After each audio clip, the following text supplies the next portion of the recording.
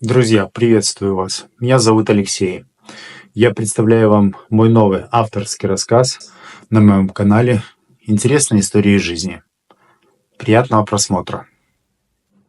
Тени зимнего шторма. Снежные хлопья, словно застывшие в воздухе, медленно кружили в свете одинокой уличной лампы. Январская ночь окутала город густой тишиной, лишь изредка нарушаемой скрипом шагов редких прохожих. На окраине, где время словно замерло, стоял старый деревянный дом с выцветшей табличкой на воротах. Дом Серовых. В гостиной дома мерцал мягкий свет старинной настольной лампы. В кресле у окна сидела Надежда Серова, кутаясь в теплую шаль. Перед ней лежала раскрытая книга, но взгляд ее давно был устремлен не на строчки текста, а в темноту за окном. Снегопад навевал воспоминания, от которых хотелось одновременно улыбнуться и заплакать. Дом был ее убежищем и тюрьмой. Когда-то здесь звучал смех, проходили музыкальные вечера, но за последние годы жизнь словно угасла. Муж погиб в автокатастрофе 10 лет назад, детей у них не было. А после смерти родителей дом остался только ей. Здесь, среди привычных стен, Надежда хранила свою меланхолическую рутину. Утром школа, где она преподавала музыку, вечером чай с соседкой Ольгой или уроки для своих учеников. Все остальное время тянулось в одиночестве и лишь иногда вызывало тихую тоску. Но в этот вечер что-то изменилось. Глухой стук в дверь нарушил тишину, заставив Надежду вздрогнуть. Она поспешно накинула шаль на плечи и вышла в прихожую. Стук повторился, на этот раз настойчивее. «Кто там?» — спросила она, ощущая странное волнение. Ответа не последовало. За окном сквозь снежную завесу мелькнула фигура. Надежда нерешительно приоткрыла дверь, пропустив в дом холодный порыв ветра. На крыльце стоял мужчина, высокий, в длинном темном синем пальто с обледеневшим шарфом вокруг шеи. «Простите за беспокойство», — голос его был низким, немного хриплым, «но я не мог проехать мимо. Машина заглохла на подъезде к вашему дому». Надежда быстро окинула взглядом незнакомца. В его облике было что-то странно знакомое, хотя она не могла вспомнить, где могла его видеть. Мужчина казался слегка растерянным, но улыбался извиняющим образом. «Заходите», — произнесла она наконец, отступая в сторону. Войдя внутрь, незнакомец тут же принялся отряхивать с пальто снег. Надежда указала ему на крючки для одежды и пригласила в гостиную. «Надежда Серова», — представилась она, усаживаясь обратно в кресло. «Михаил Павлович», — ответил он, тепло улыбаясь. «Что же вас сюда привело, Михаил Павлович?» — спросила она, подливая чай в чашку для гостя. «Путешествую. Пишу книгу», — коротко ответил он. «Иногда полезно сменить обстановку». Он говорил размеренно, словно тщательно подбирал слова, но в голосе чувствовалось что-то тревожное. «В нашем городе не часто встретишь путешественников», — заметила Надежда с легкой улыбкой. «Особенно таких, кто решает прийти пешком в такую погоду». Михаил рассмеялся, но затем его лицо снова стало серьезным. «Я не случайно оказался здесь», — сказал он наконец, чуть понизив голос. «Надежда Андреевна, вы ведь знали Павла Серова?» Эти слова прозвучали, как гром среди ясного неба. Кружка в ее руках слегка дрогнула, и она тут же поставила ее на стол. «Павел», — повторила она, словно проверяя, правильно ли услышала, — «откуда вы знаете его?» Михаил замолчал, будто раздумывал, стоит ли продолжать. «Он сыграл важную роль в жизни моей семьи», — сказал он наконец. «И я хотел бы узнать о нем больше». Надежда не знала, что ответить. Имя Павла, ее первой любви, было похоронено в ее памяти, как древняя реликвия, которую она не решалась трогать. Он исчез из ее жизни более 20 лет назад и с тех пор не подавал о себе вестей. «Почему сейчас? Почему вы решили заговорить о нем спустя столько лет?» — спросила она, наконец, собравшись с мыслями. Михаил посмотрел ей прямо в глаза. «Потому что я нашел кое-что, что принадлежало ему», — тихо произнес он. «И я думаю, оно должно быть у вас». Михаил достал из внутреннего кармана своего пальто маленький, потемневший от времени конверт. Его края были потрепаны, но печать на нем сохранилась. Надежда узнала сразу ее. Это был герб одной из частных почтовых контор в их городе. Именно там Павел часто отправлял ей письма, когда учился в другом городе. Это Ее голос задрожал. «Где вы это взяли?» «Оно оказалось у моего отца», — ответил Михаил. «Он никогда не открывал его». Надежда не могла найти слов. Она взяла конверт, ощущая, как накатывают воспоминания. Внутри себя она знала, в этом письме скрыто то, что она боялась узнать.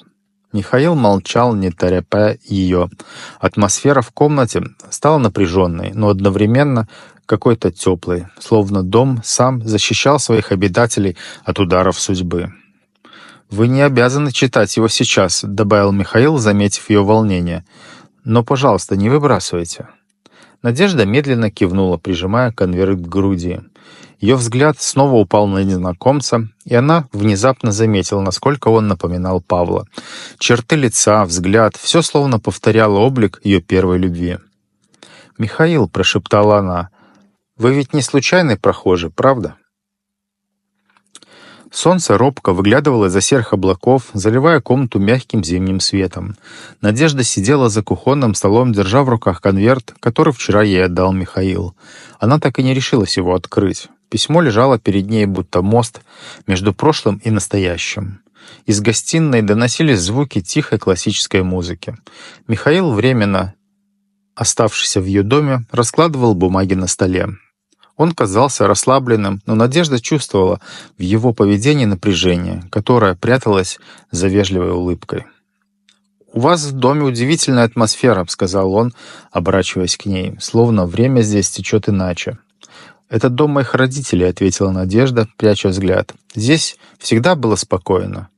Наверное, поэтому я и не хочу его покидать». Михаил кивнул. Его глаза задержались на конверте. «Вы открыли письмо?» Надежда вздохнула. «Пока нет. Я боюсь, Михаил. Боюсь, что это разрушит все то, что я так долго строила». «Иногда прошлое нужно принять, чтобы двигаться дальше», — мягко произнес он. Эти слова заставили ее вспомнить Павла. Она видела его живо, будто он сидел напротив. Высокий, уверенный, с тем самым лукавым взглядом, который пленил ее сердце 20 лет назад. Воспоминания нахлынули внезапно, затягивая ее в водоворот прошлого. Это было зимним вечером. Павел ждал ее возле дома. Его пальто было припорошено снегом, а в руках он держал маленькую коробку. «Надя, я уезжаю», — сказал он, глядя ей прямо в глаза. «Уезжаешь? Куда?» «В Сибирь. Работа, возможности. Это важно для моей семьи». Слова Павла резали по-живому. Надежда с трудом скрывала слезы. «Ты даже не спросил меня», — прошептала она. «Надя, я люблю тебя», — ответил он, «но это мой единственный шанс построить будущее». И он ушел. Оставил ее в эту самую ночь, забрав с собой часть ее сердца. «Надежда Андреевна», — голос Михаила вырвал ее из плена воспоминаний. Она очнулась, словно из сна. «Простите, я задумалась». Михаил поставил перед ней чашку чая.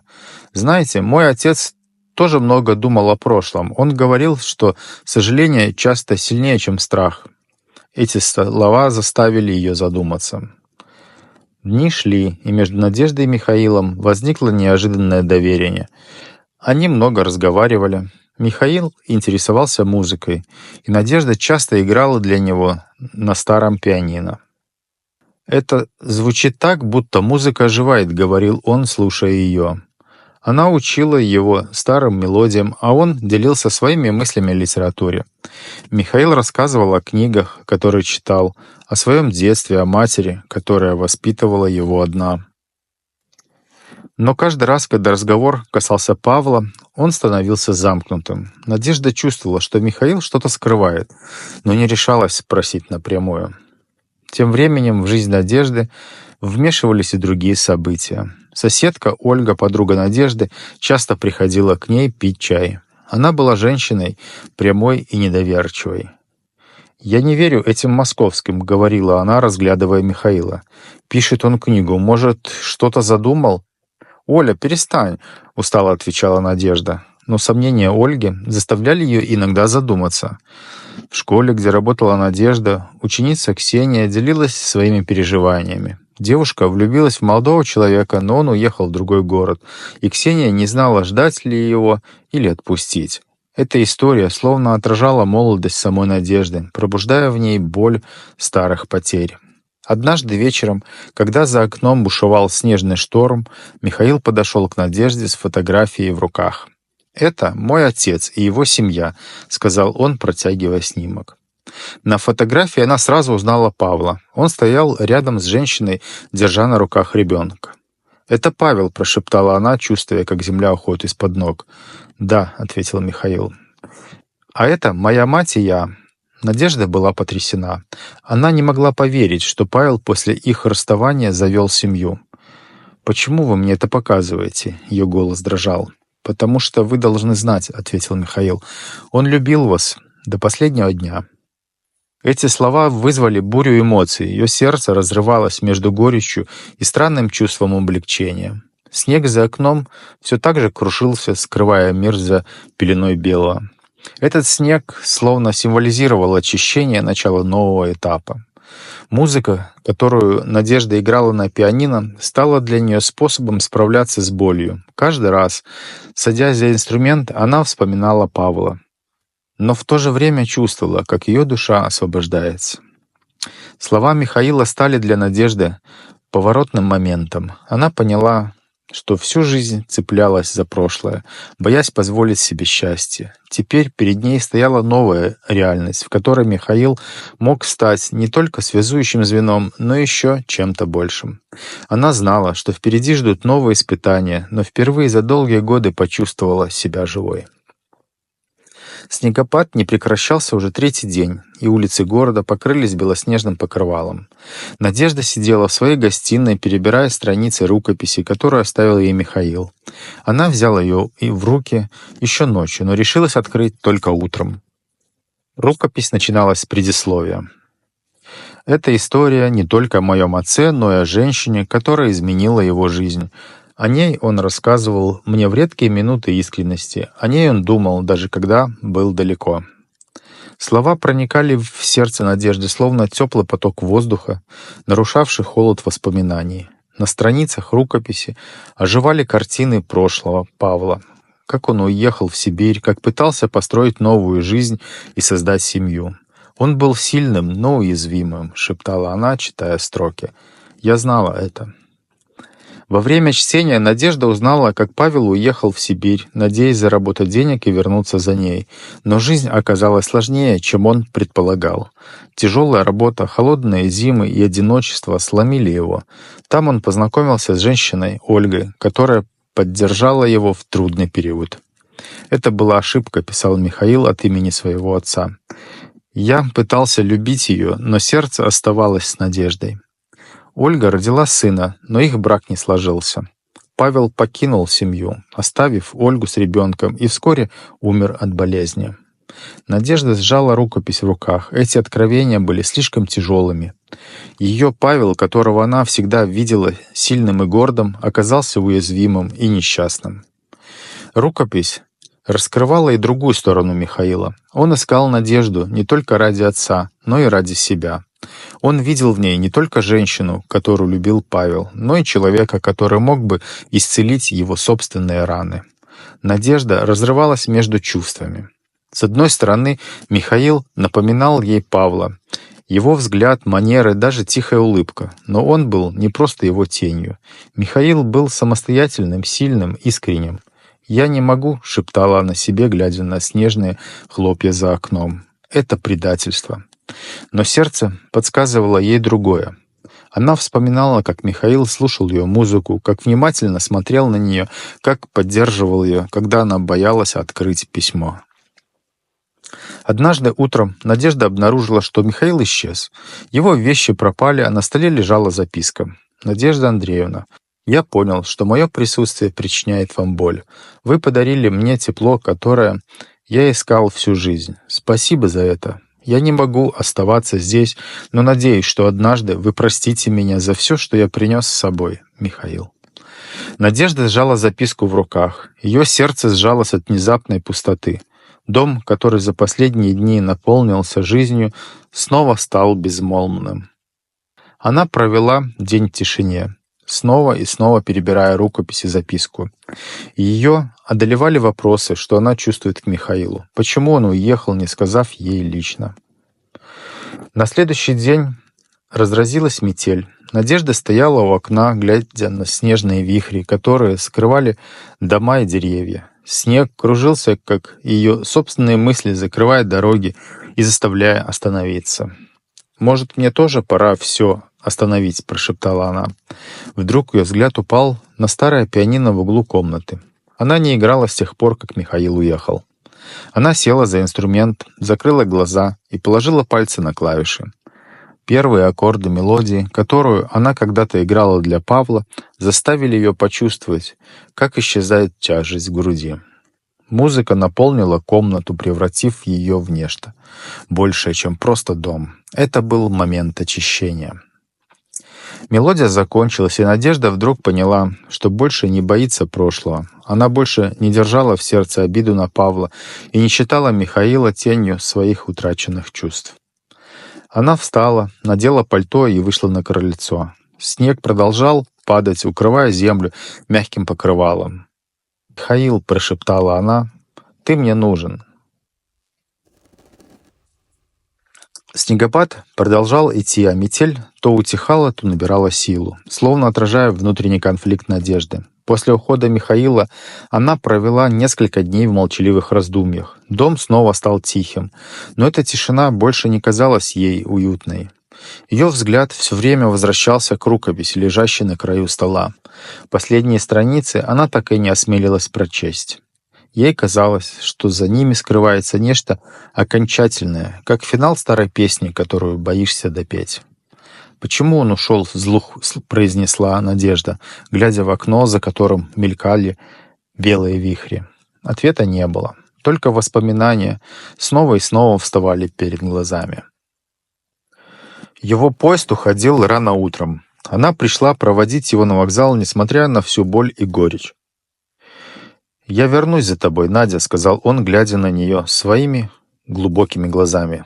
Но она уже знала, что он лжет. Не потому, что хотела обмануть, а потому, что их жизненные пути разошлись. «Если ты вернешься», — ответила она тогда, сдерживая слезы, — «я буду ждать». Но поезд увез его, а вместе с ним Надежду. Наступил вечер. Снаружи завывал ветер, в котором угадывался зимний шторм. Надежда, в который раз взглянув на рукопись, поняла, что откладывать больше нельзя. Она зажгла настольную лампу, села за стол и осторожно развернула последние страницы. На них Михаил рассказывал о последних днях Павла. Отец часто говорил о женщине, которую потерял. Ее образ был для него и утешением, и напоминанием о совершенных ошибках. Он жил с этим до самого конца, понимая, что никогда не сможет исправить свое решение уехать. Но в своих письмах, которые так и не дошли до нее, он просил лишь одного, чтобы она была счастлива. Эти слова стали для Надежды откровением. Она сидела неподвижно, чувствуя, как слезы текут по ее щекам. Ее Павел, ее первая любовь, всю жизнь думал о ней. Слова Михаила и его поступки теперь казались Надежде чем-то большим, чем просто жест доброй воли. Она понимала, что он тоже ищет в ней нечто, не только связь с отцом, но и ответы на свои собственные вопросы. «Но как я могу любить его?» — шептала она сама себе. Она чувствовала, как начинает влюбляться в Михаила. Его сила, доброта, способность видеть ее душу пленяли ее, но вместе с этим росло чувство вины. Ей казалось, что, позволив себе быть с ним, она предаст память Павла. Прошла неделя с тех пор, как Михаил уехал. Надежда продолжала свою повседневную жизнь, но каждый день ей казалось, что дом стал чуть холоднее, чуть тише. Ольга, ее соседка, пришла однажды вечером и заговорила о Михаиле. «Ты ведь не думаешь, что он просто так исчез?» — спросила она, разливая чай. «Я думаю, что он почувствовал, что ему здесь не место», — тихо ответила Надежда. «А может, ему было страшно?» — заметила Ольга. «Мужчины, знаешь ли, иногда тоже боятся». Эти слова задели ее. Надежда подумала, а действительно ли Михаил уехал потому, что хотел, или потому, что чувствовал себя чужим в ее жизни. На следующее утро Надежда вышла во двор. Снег укрыл все вокруг, и на мгновение ей показалось, что весь мир погрузился в покой. Она подошла к старому дереву, где когда-то они с Павлом вырезали свои инициалы. Буквы на коре были почти неразличимы, но воспоминания вновь нахлынули. Она положила руку на дерево и прошептала: «Павел, я прощаю тебя, и я прощаю себя». Эти слова, которые она боялась произнести годами, стали для нее освобождением. Собравшись с мыслями, Надежда решила найти Михаила. Она чувствовала, что не может оставить все как есть. Она начала с его записки, где упоминались места, которые он хотел посетить. Один из адресов привел ее в маленькую библиотеку в соседнем городе. Там библиотекарь сказала, что Михаил оставил для нее письмо. В письме было всего несколько строк. «Я поехал в дом, где жил отец. Если ты захочешь меня найти, я буду ждать». Эти слова придали ей сил. Дом Павла находился в старом поселке за городом. Надежда добралась туда к вечеру. Деревянный дом стоял среди заснеженных деревьев, и из его окна лился свет. Она вошла внутрь, дрожа от волнения. Михаил стоял у камина, задумчиво глядя на огонь. Услышав ее шаги, он обернулся.